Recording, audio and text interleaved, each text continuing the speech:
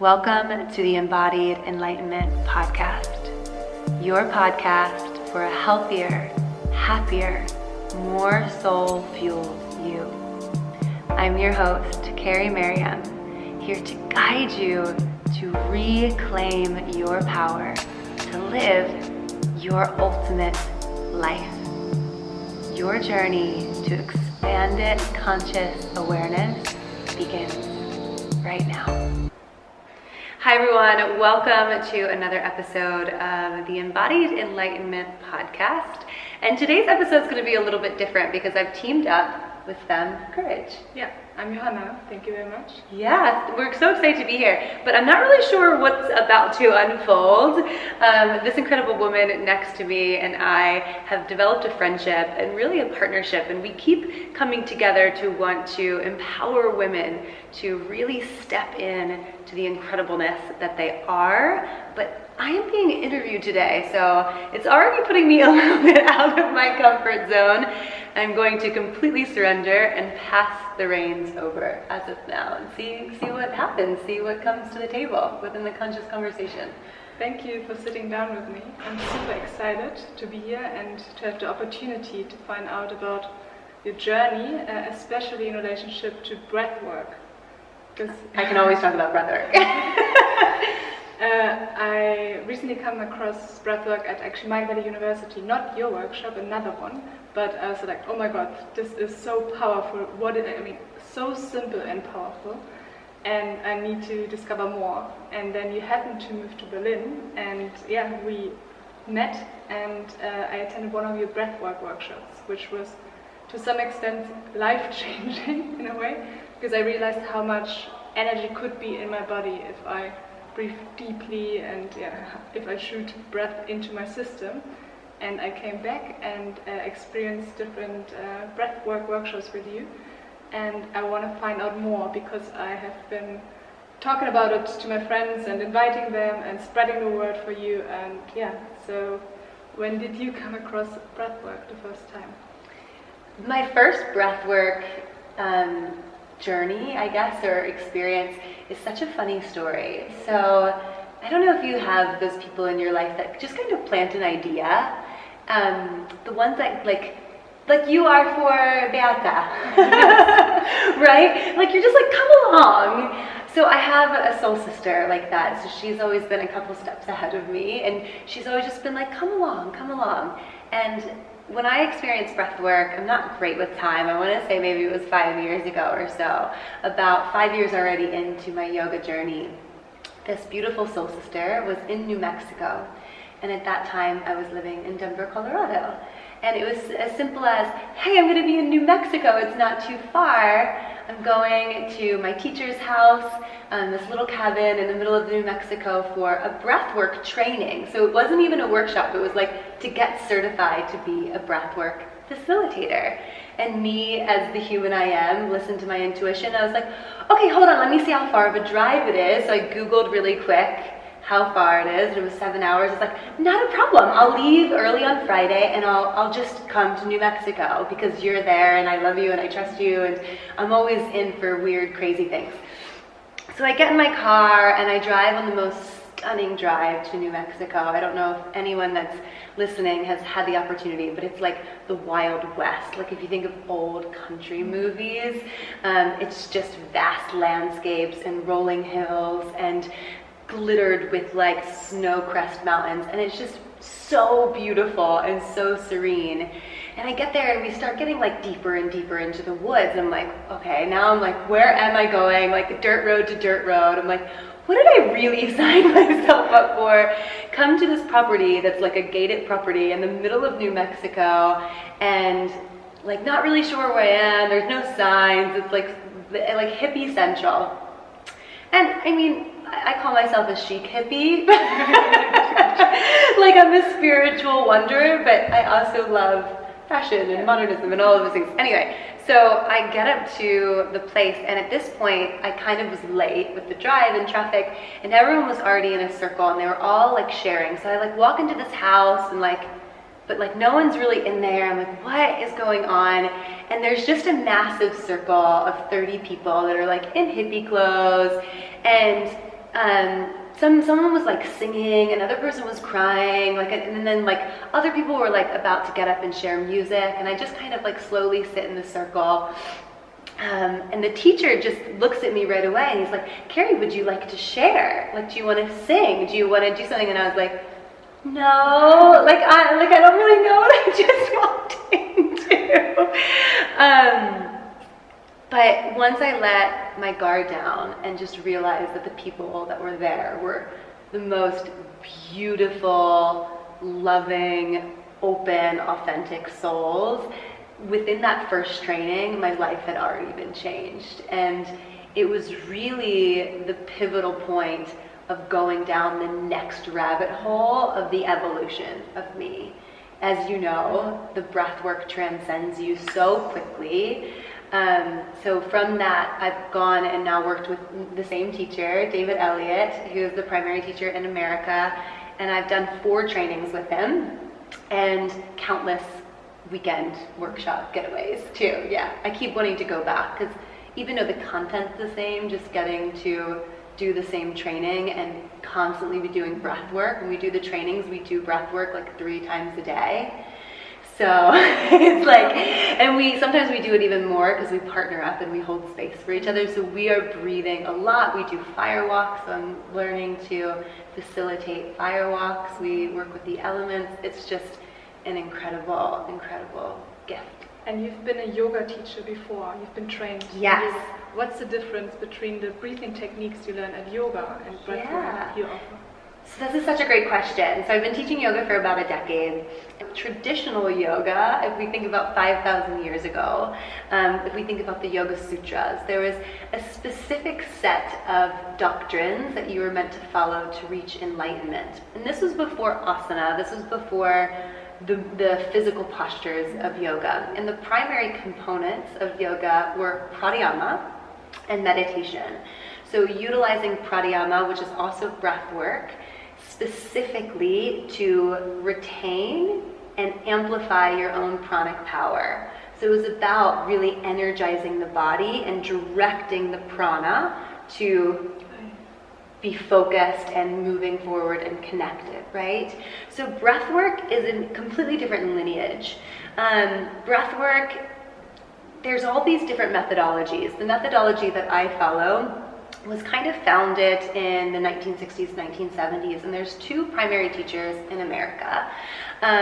One is Devi Dharma, and the other is my teacher, David Elliott. Devi Dharma does a circular breath, so it's much more feminine, where David's is structured, so it's a more masculine, but it's still recirculating and really moving things from an energetic perspective.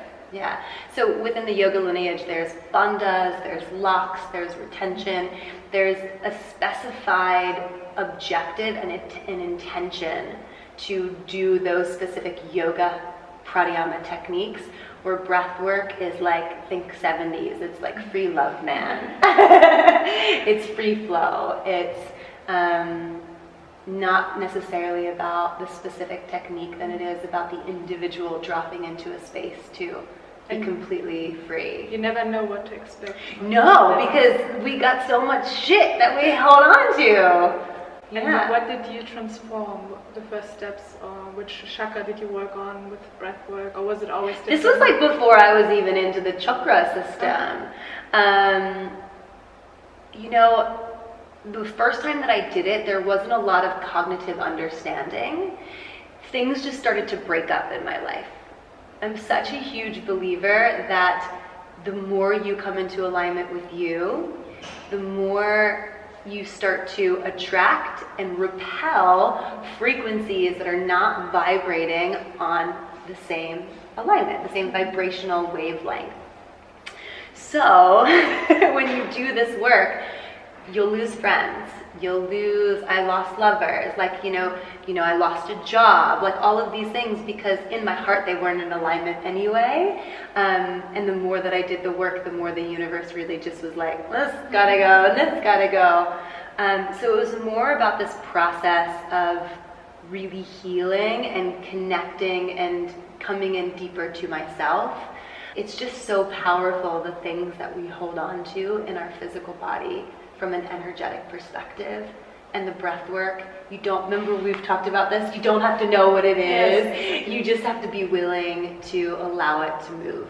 And your body would give you what you're ready to transform. Yeah, exactly. Yeah.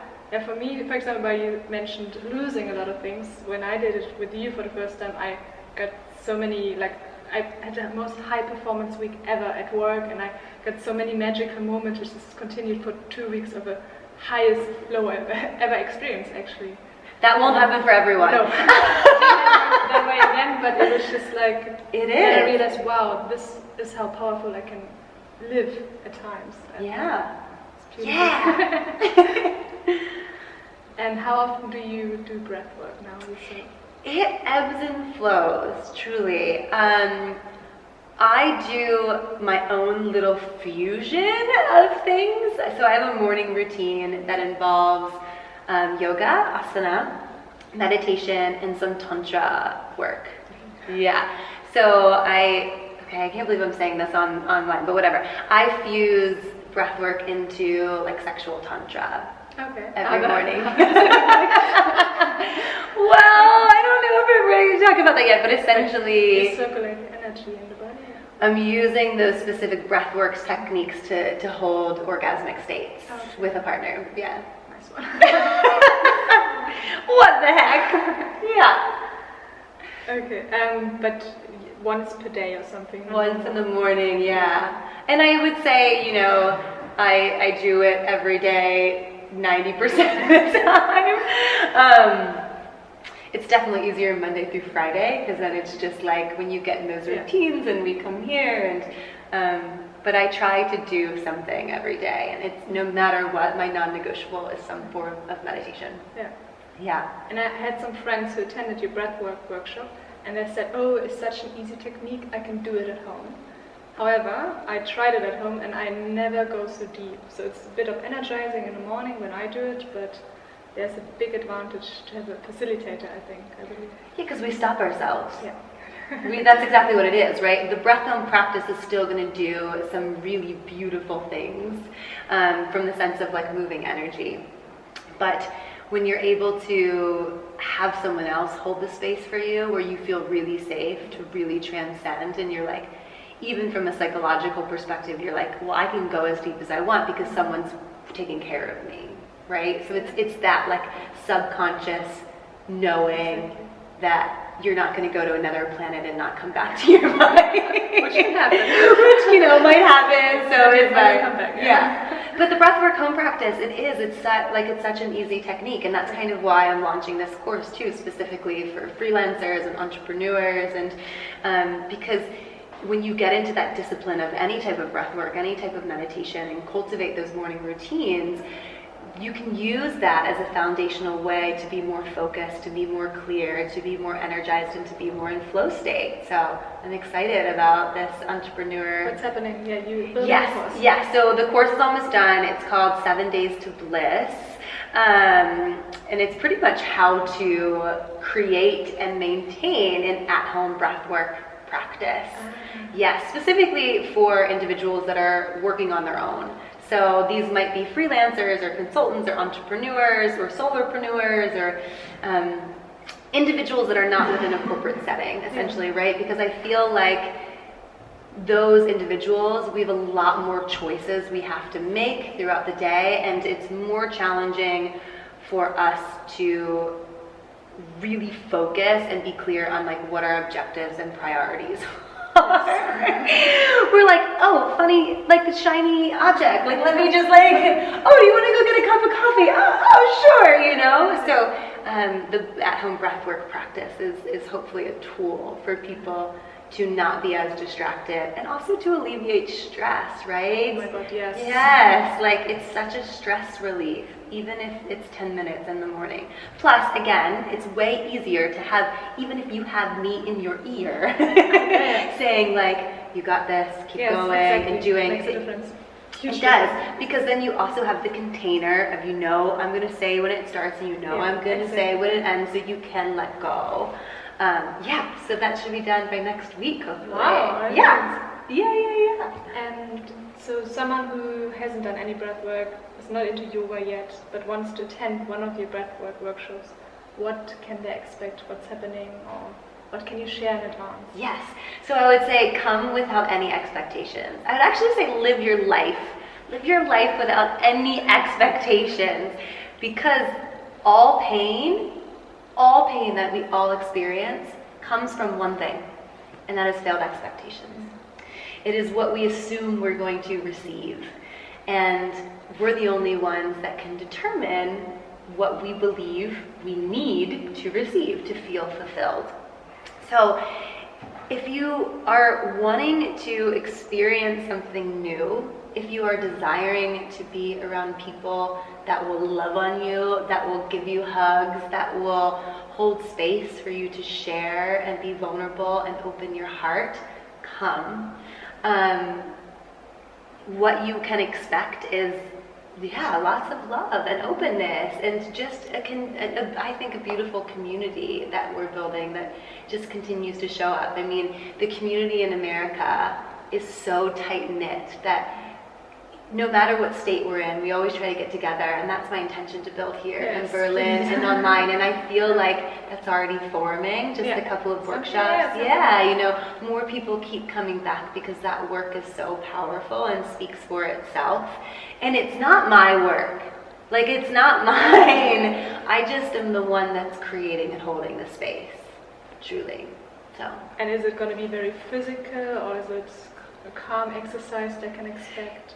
Yeah. So again, like, it's not physical in the sense that, like, oh yeah, I'm going to get a good workout in, but you might experience a lot of things within your physical body. So typically, when you first start this, there's been so much stuck energy in our bodies that when you start to get the channels open, the nadis open from a yoga perspective, there's so much energy that wants to clear that the body might go into cramping.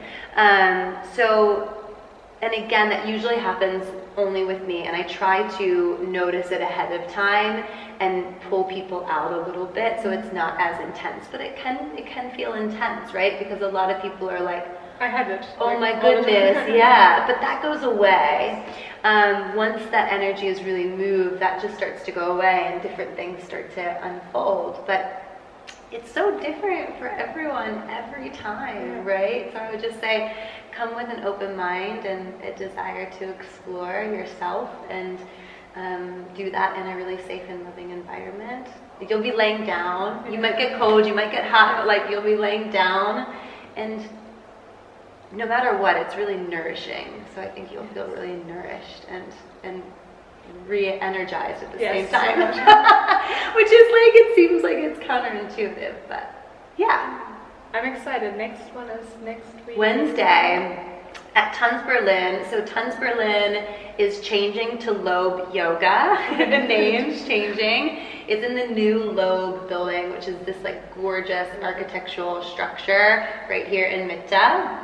And the space is just phenomenal. It's such a good vibe.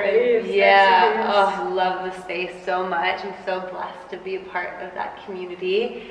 And it's doubled every time, so I would definitely say sign up online just in case, because we can only fit a certain amount of bodies laying down on the floor. And that's on Eventbrite, and we can put that link in the YouTube description if you want to. I would love to have you to come. Also, what I noticed, quite a few people feel the day of the breathwork, I always feel like, I don't want to go. Something is like resistance. Oh my gosh! How should people handle resistance on the day of breathwork? How people should handle resistance in all of their life, it's an indication that you need to go. Like, if you experience resistance, it's the physiological understanding of your body, knowing that you're ready to transcend something. The biggest breakthroughs always come after that feeling of like that day with the women's circle. I was like, I'm not going, I'm going to call her up.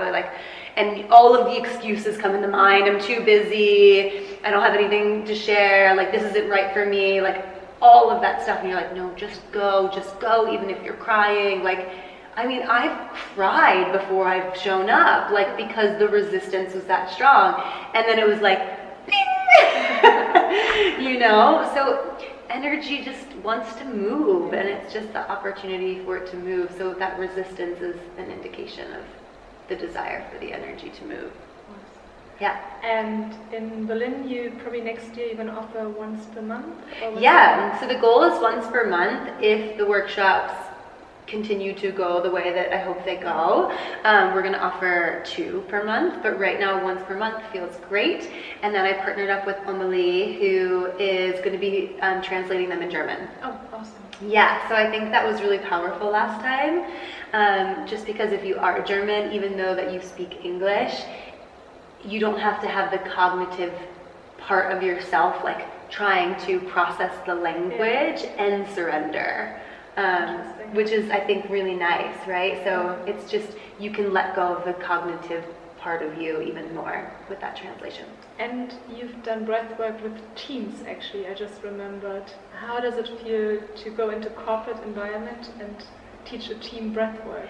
Amazing. I mean, so sometimes, well, when we get into the circle, we always do some sort of reflective piece. It's good for people to know the other people are there, as well as like me trying to make jokes, which I'm not very good at, but I try anyway.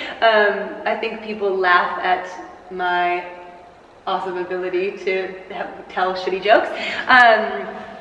And in corporate environments, we actually did the judgment exercise. Wow. Yes. So it was interesting to see people that were, you know, at the assistant level and the C level work together in breath work and also judge each other too from a loving way, right? It tears down walls.